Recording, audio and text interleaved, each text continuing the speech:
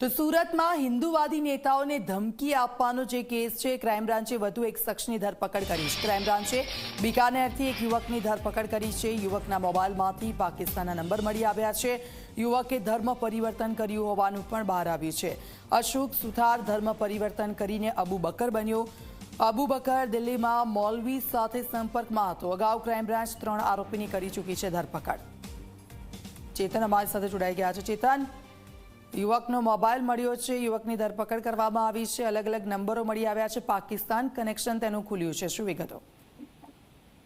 જી બિલકુલથી ખાસ કરીને જે રીતે હિન્દુવાદી નેતાને ધમકી આપવાના જે મામલા છે તેમાં ક્રાઇમ બ્રાન્ચે 3 લોકોની ધરપકડ કરવામાં આવી હતી અને ખાસ કરીને જે રીતે મૌલવીનો જે મોબાઈલ છે તે મોબાઈલની પણ તપાસ હાથ ધરવામાં આવી હતી। મૌલવી સાથે સંપર્કમાં રહેલા વધુ એક શખ્સની ક્રાઇમ બ્રાન્ચે ધરપકડ કરવામાં આવી છે। મહત્વની વાત છે કે મૌલવી સાથેના સંપર્કમાં રહેલો અશોક સુથાર નામના જે શખ્સ છે તેની ધરપકડ કરવામાં આવી છે।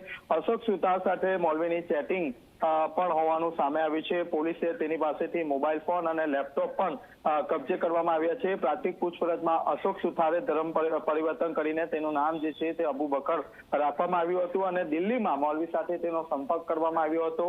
હાલ તો જે અબુ બકર છે તેનો જે મોબાઈલ છે તે પોલીસ માટે ખૂબ જ મહત્વનો રહેશે। હાલ તો પોલીસે જે મોબાઈલ છે તે FSLમાં મોકલી આપવામાં આવ્યો છે અને વધુ તપાસ હાથ ધરી છે। બિલકુલ ચેતન, અબુ બકરનું ધર્મ પરિવર્તન કોણે કરાવ્યું, ક્યારે આ પ્રકારની ઘટનાઓ સામે આવી, શું વિગતો તેને લઈને કોઈ મળી રહી છે? જી હાલ તો જે અબુ બકર છે તેને ધરપકડ કરવામાં આવી છે। ક્રાઇમ બ્રાન્ચ તેને લઈને સુરત આવી રહી છે, પરંતુ તેને ધર્મ પરિવર્તન ક્યારે કરવામાં આવ્યું અને કોના દ્વારા કરવામાં આવ્યું છે તે હજી સુધી કોઈ પણ પ્રકારનો ફોન નથી સામે આવ્યો। પરંતુ જે હિન્દુવાદી નેતાઓ છે તેને ધમકી આપવામાં ક્યાંક અબુ બકરનો પણ હાથ હોવાનું સુરત ક્રાઇમ બ્રાન્ચ માની રહી છે, કારણ કે મૌલવી સાથેની જે ચેટિંગ છે તે ચેટિંગમાં તમામ જે પુરાવા છે તે ક્રાઇમ બ્રાન્ચ દ્વારા એકઠા કરવામાં આવ્યા છે। હાલમાં જે શખ્સ છે તેને સુરત ક્રાઇમ બ્રાન્ચ ખાતે લાવવામાં આવશે અને ત્યારબાદ જ તમામ પ્રકારની જે હકીકત છે તે સામે આવશે।